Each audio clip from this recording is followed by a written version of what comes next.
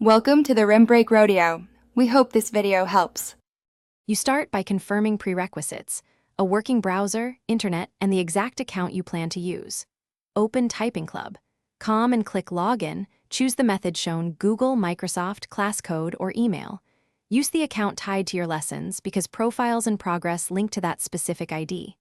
Once done, check Caps Lock and autofill suggestions. They often change passwords. Make sure browser pop-ups for sign-in are allowed, so authentication windows appear, and the process won't stall. You now enter credentials. Type your email or school username exactly, trimming spaces. If you use password entry, input it deliberately. If social sign-in, Google or Microsoft, is chosen, follow that provider's window. Once done, complete two-factor prompts if enabled. This secures progress and prevents accidental logins. If your teacher provided a class code or SSO link, paste or follow it.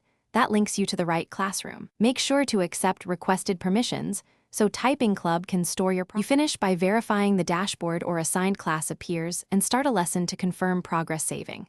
Once in, open Profile to check name, avatar, and sync settings so results track correctly. Make sure to log out on shared machines and enable save if prompted.